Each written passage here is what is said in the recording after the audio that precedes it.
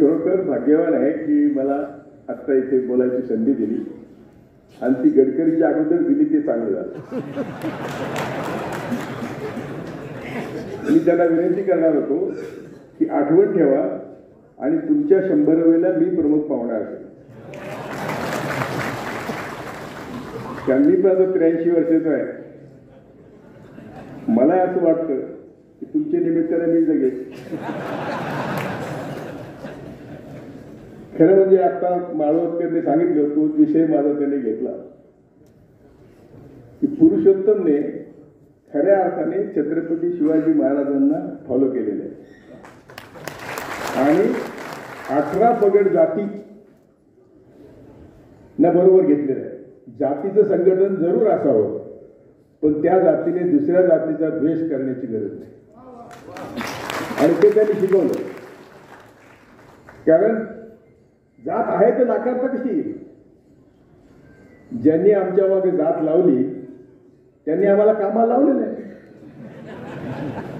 आणि त्यामुळं ते काम करताना दुसऱ्या जातींचा द्वेष होता कामा नये हे आम्ही फार महत्वाचं आमचं सूत्र आहे. पुरुषोत्तम आम्ही अनेक वेळा एकत्र बसलो. न्यायमूर्ती सावंत होते. आम्ही गरिबांच्या भूमिहीनांचे दारिद्र्यरेषेखालचे मोर्चे काढले.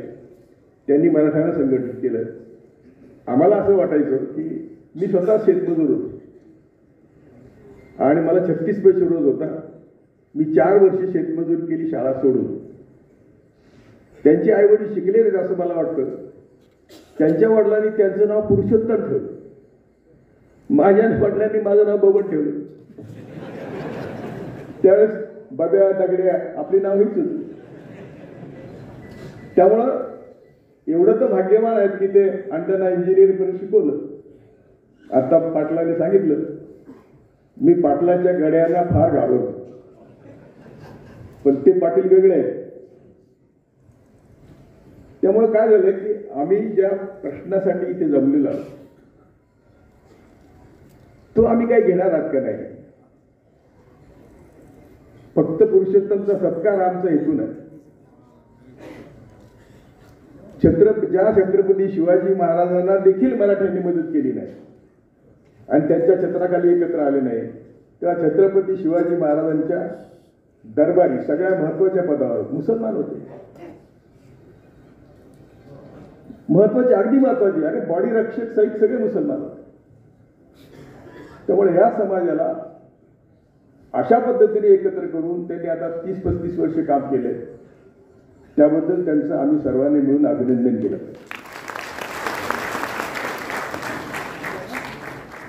अडचण अशी आहे की आम्ही खरं बोलायला घाबरतो. तुम्ही एक जागतिक थोडा अभ्यास करता त्यांचा मोठा अभ्यास आहे. हिटलरने देश बर्बाद केला. मुसोलिनीने देश बर्बाद केला. अमेरिकेने जपान बर्बाद केलं.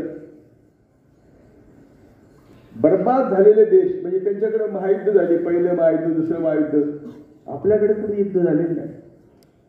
आपली कोणीही बर्बादी केलेली नाही. जर तुम्हाला कोणी शिकवलं असेल की मोगल वगैरे त्यांच्या विरुद्ध तुम्हाला बोलायला शिकवलं असेल तर ते फार चूक आहे. मोगलांच्या काळात भारत देशाचा सुवर्ण काळ होता. सुवर्ण काळ होता आणि मला माहिती तुम्ही टाळ्या वाजवणार नाही कारण तुमचे संस्कार कसे झालेले आहेत की भारत देश हा जगात पहिल्या नंबरला होता.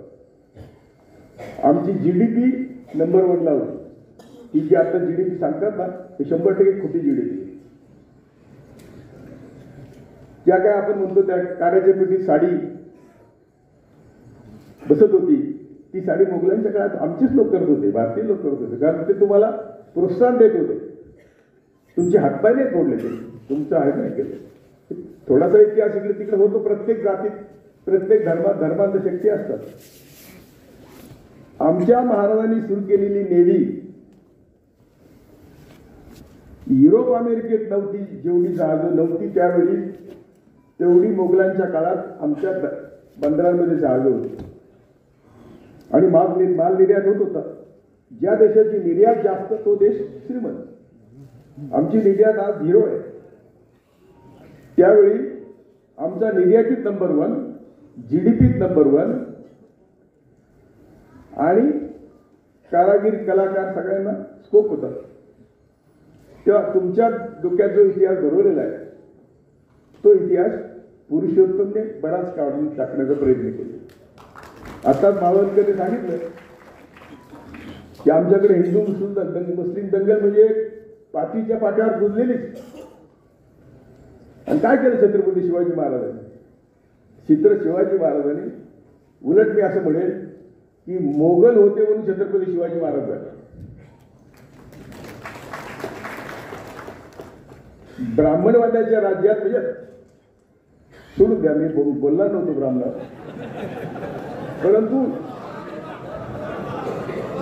परंतु हे शक्य नव्हतं. शिवाजी महाराज असतील, शहाजी महाराज असतील, तुम्ही त्या सगळा इतिहास बघा. त्यांच्या गुणांना त्यावेळी मुसलमानांनीच त्यांचे कर्तृत्व ओळखलं आणि शहाजी महाराजांना मालोजी राजांना सगळ्यांना त्यांनी सहकार्य केलं. आपल्या दरबारात ठेवून त्यांना त्यांच्या कौशल्य. महाराज कसे होते की महाराज हे जागतिक नंबर 1 चे योद्धे होते. ते असले जाती दरबार पडत नव्हते की त्यांनी कुठं नवीन मंदिरे बांधली, कुठं मशीद तोडली, काय ऐकत तुम्हाला खोटं सांगतात. त्यामुळे आम्हाला आमचा खरा इतिहास कोणीतरी म्हणलं की आम्ही जर आता शेळगाव पाटील म्हणले की आम्ही शिकायलाच परवानगी नव्हती, तर आम्ही जरी सिंह होतो, वाघ होतो, टायगर होतो, घोड असेल, आमचा इतिहास आम्ही कुठे लिहिला? ज्यांनी आमचा इतिहास लिहिला त्यांनी त्यांच्या सोयीचा लिहिला आणि तो खोटा लिहिला. हा खोटा इतिहास. शेवटी प्रत्येकाला लिमिटेशन असतं. तो खरा इतिहास सांगण्याचा प्रयत्न तुम्हाला पुरुषोत्तमने केला. आम्ही 1976 पासून, मी म्हणत होतो 76 पासून मला जेव्हा थोडंसं समजायला लागलं, मी तेव्हा 32-34 वर्षाचा होतो, तेव्हा मी औरंगाबादच्या लॉ कॉलेजमध्ये, आंबेडकर कॉलेजमध्ये ती भाषण केलं होतं की आमच्या सगळ्या दुःखाचं मूळ ब्राह्मणवाद आहे, दुर्दैवाने तो मराठ्यांना समजत. ते कुठेतरी आपल्या कुठेतरी आहे जागा म्हणून बाकीच्यांना शूद्र समजतात. ही फार मोठी चूक आहे. आम्ही सगळे शूद्र आहोत हे छत्रपती शिवाजी महाराजांच्या वेळी सिद्ध झालेले आहे. आम्ही सगळे कुणबी आहोत हे छत्रपती शिवाजी महाराजांच्या वेळी सिद्ध झालंय. मात्र आम्ही ते स्वीकारायला तयार नाही. छत्रपती शिवाजी महाराजांचा आदर्श आम्ही घ्यायला तयार नाही. पुरुषोत्तमजी पहिली जेव्हा मराठा महासंघच्या अगोदर काय होती कुठली महासंघ होती आपली सेवा संघ, सॉरी, तर त्याला मी आणि न्यायमूर्ती सावंतांनी 1 जीप आणि 500 रुपयाने आम्ही दिला पाहिजे.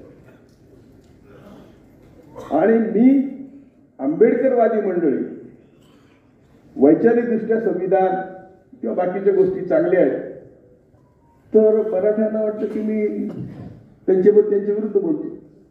जी महासंघ आम्ही स्थापन केला त्याला मदत केली शशिकांतला, त्यांनी पुढे काय काय केलं तुम्हाला सगळ्यांना माहिती आहे. तेव्हा अशा परिस्थितीमध्ये आपलं काम काय? आपलं काम असं आहे की आता प्रत्येकाला लिमिटेशन असतं. हे जे काम इथपर्यंत आले ते गाडा पुढे नेण्याचं काम आहे. चिठ्ठी आली काय? मला चिठ्ठी आली असं नाही, पण न्यायमूर्ती म्हणून सुद्धा मी माझी न्यायमूर्ती म्हणून सुद्धा तुमच्यावर अन्याय करणार नाही. ज्या दिवशी मला ज्या क्षणाला सांगते त्याशी जागेल. उलट मला गडकरींना पण विनंती करायची होती. मी सध्या विनंती काय करतो देशभर, माझे देशभर ब्राह्मणांशी संबंध आहे, समाजवाद्यांना. त्यांना विनंती काय केली, बाबांनो आमचा समाज आमचं ऐकत नाही. तो यज्ञाच्या मागे लागलाय, स्वर्गाच्या मागे लागलाय, नरकाच्या मागे लागलाय. तर तुमच्या माध्यमातून सांगा की स्वर्ग नरक खोटं आहे. मी खरोखर सांगतो, मी JNU मधले प्राध्यापक कोणी माझे, मी तुम्हाला तर माहिती मी खोटं बोलतच नाही. काय व्हायचं ते त्यांच्या मी टार्गेट आहे. त्यांच्या आरोपींनी कोर्टात जाऊन सांगितले कोळसे पाटील आमचं टार्गेट आहे, अजून वाचलेलं आहे. पण मला आत्ता सुद्धा मरायची भीती नाही, फक्त मला पुरुषोत्तमच्या 100वीसाठी राहावं लागेल तेवढं. त्यांना विनंती करतो मी की तुम्ही आता लीड घ्या. आमचं बर्ध्याला देशभर शिबिर होतात, आता परवा झालं ते तारामध्ये. तर मला खरोखर असं वाटतं की आम्ही ब्राह्मण सोबत कोणाचं ऐकतच नाही. आमचे यशवंतराव चव्हाण गेले, छत्रपती शिवाजी महाराज गेले. छत्रपती शिवाजी महाराजांचं काम काय? ते जर आम्ही खऱ्या अर्थाने शेतकरी शेतमजूर यांचं म्हणजे एवढ्या वर्षानंतर आम्ही महाराजांचं नाव काय घेतो?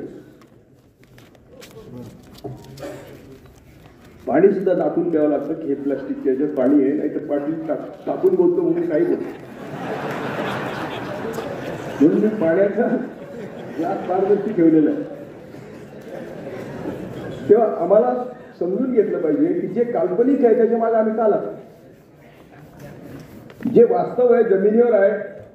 माझे आता 25 एकर शेती आहे की ड्रीप इरिगेशन करून आम्ही 100 मुलं अनाथ मुलं शिकवतो. त्या मुलांना बाहेरच्या समाजात काय चाललंय हे सांगायला त्यांना आवडत नाही. मी म्हणतो की आम्ही कशाला पोचतो तुम्हाला?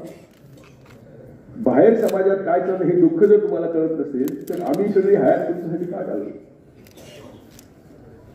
तसं आम्ही किती जीव तोडून सांगितलं मराठ्यांना. तो एक आमचा कॉम्प्युटर मधला प्रमुख गाडगेबाबांच्या शाळेत शिकलेला, तो म्हणे ते याला काय जाऊन करतात त्र्यंबकेश्वरला, काहीतरी करतात आहे नागबळी आणि यज्ञ आणि मुलीचं लग्न किंवा मुलाचं लग्न वैदिक पद्धतीने. तो कुणबी आहे तो कोकणात विदर्भात. तर ही जी या मंडळीकडे बघून आम्ही काय करायचं, आम्ही काय शिकायचं? तर आम्ही अक्षरशः पुरुषोत्तम होते, माझ्या आईची 100वी साजरी केली, त्यानंतर आई गेली, तर आम्ही तिच्या अस्थी आमच्या शेतात पुरल्या. न्यायमूर्ती सावंतांच्या अस्थी आमच्या शेतात पुरल्या.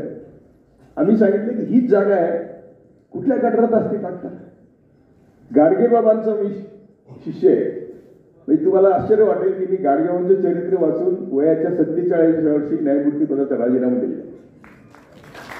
गाडगेबाबांचं मला एक शब्द आवडलेला आहे. ते असं म्हणतात, खूप विद्वान मंडळी स्टेजवर बसत असत, गाडगेबाबा कोपऱ्यात बसत असत.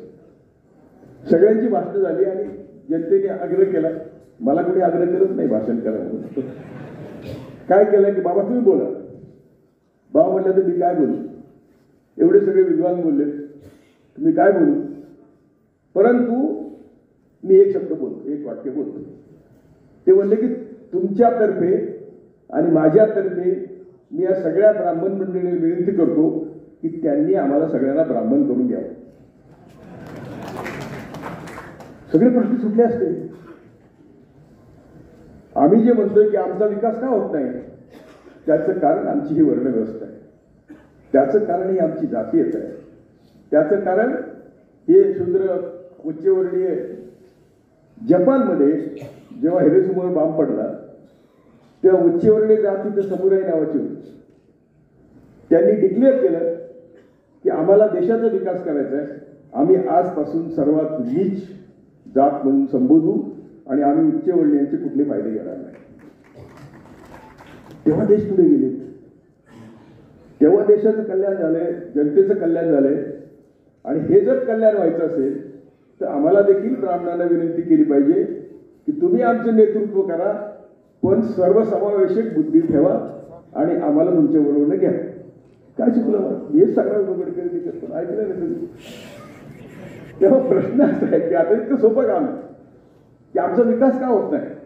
तर आम्ही शेजारी बसल्याला विचारतो तुमची जात कुठली, म्हणजे अगदी परस्पर मामा कुठला आहे, नेहमीच्या पद्धती, गाव कुठलं आहे, मग तुमच्या मामाचं नाही कळत, तेवढं नाही कळत आणखी नाते विचारायचे, मग समजायचे काय हा ह्या जातीचा आहे. आणि मुसलमान तरी कोण होते आमचे? आमच्या रक्तामध्ये सगळे शूद्र मुसलमान झालेले आहेत ते, हे वर्णव्यवस्थेमुळे झालेले आहेत. हे तर सगळं प्रबोधन तुमचं झालेलं आहे. पण मला असं म्हणायचं आहे की या सगळ्या कामाचं आज आम्ही काय उपयोग केलेला आहे. छत्रपती शिवाजी महाराजांना छळलं, संभाजी महाराजांना छळलं. संभाजी महाराजांचं ज्या तऱ्हेने मृत्यू झाला, म्हणजे त्याची काय चिरफाड केली, वध, तो वध विक्रमसिंह म्हणतात वध, तो वध कोणाच्या गायडाने केला आणि त्यांना हे धर्मवीर म्हणतात. आज मनुस्मृतीप्रमाणे त्यांच्या सगळ्या त्यांनी संस्कृत येत होतं म्हणून जीभ काढली, संस्कृत ऐकलं म्हणून कान काढले. आम्हाला रागच येत नाही. आत्ता सुद्धा मराठीचा आरक्षणाचा विषय होता. त्यावेळी मी एकटा दोन्ही हाऊसने सांगितलं की आरक्षण देतो आम्ही. दोन्ही वरच्या विधान परिषदेने विधान त्या दिवशी मी टीव्हीवर सांगत होतो संविधान तो दोन्ही हाऊसच्या बापाचं नाही, संविधान दोन्हीचं बाप आहे. आणि संविधानाला आम्ही जोपर्यंत म्हणून आम्ही हे आरक्षण देत नाही तोपर्यंत आरक्षण मिळणार नाही. देणाऱ्याला माहिती होतं हे खोटं आहे, परंतु तरी देखील आम्ही सगळे मराठी खुश झाले. आणि ते जेव्हा मराठी खुश झाले तेव्हा आम्ही एकटा सांगत होतो, मला म्हणत होते की तुम्ही निगेटिव्ह बोला, तुम्ही निगेटिव्ह बोला म्हणता, निगेटिव्ह बोलताय. आम्ही काय निगेटिव्ह बोलतो, आम्ही सत्य बोलतो. आरक्षण जर द्यायचं असेल तर आम्हाला केंद्राकडून आरक्षण मिळालं पाहिजे. आज महाराष्ट्रातले 48 खासदार आहेत, जवळजवळ सगळे बहुजन समाजाचेच आहेत. त्यांनी जर मोदीला सांगितलं की आम्ही तुझा पाठिंबा काढून घेतो, नाही तर तू मराठ्यांना आरक्षण दे, एका मिनिटात आरक्षण. मी म्हणलं तुम्हाला जा तुम्ही सगळ्या खासदारांच्या घरावर एक हजार लोक पाठवा आणि बसा तिथे. कशाला पाहिजे आम्हाला आपसात बांधणं, जेव्हा आम्ही सगळे शूद्र आहोत त्यात कुणबी मराठा कशाला आणताय. परंतु आम्ही मायनॉरिटीमध्ये आहोत, मायक्रोस्कोपिक मायनॉरिटीमध्ये आहोत आम्ही. आमचं कोणी ऐकावं असं आमचं म्हणणं नाही. आमचं एवढंच म्हणणं आहे की आम्ही जे सांगतो ते सत्य सांगतो, त्याची प्रचिती कधी ना कधी मराठ्यांना येते. आजही आमचा असा विचार आहे की तुम्ही सर्वांनी किती स्वार्थासाठी, किती क्षुल्लक स्वार्थासाठी तुम्ही छत्रपती शिवाजींना फॉलो करत नाही. तुम्ही बघा मराठ्यांना आरक्षण हे मध्ये मध्ये येणार, त्यांना हे कळलं पाहिजे.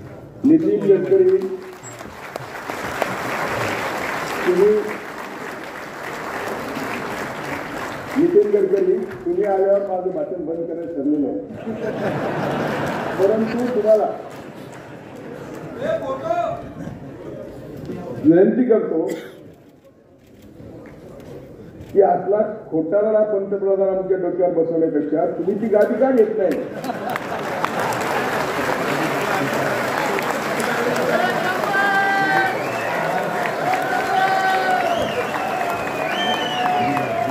कारण तुमच्या बोलण्यातून तरी तुम्ही आम्हाला सर्व समावेशक दिसता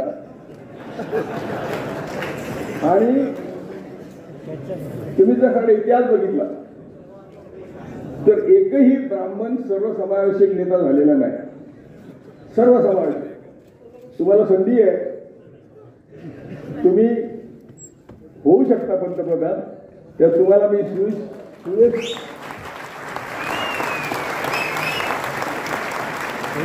देऊ इच्छितो आणि कबूल केल्याप्रमाणे मी माझं स्टेज भाषण सोडून देतो.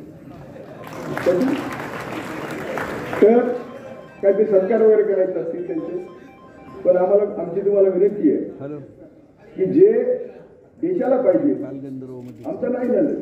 तुम्ही आम्ही वैचारिक विरुद्ध असलो तरी आमचा नाईलाज आहे. तुम्ही त्यातल्या त्यात आम्हाला न्याय द्याल असं आम्हाला वाटतं.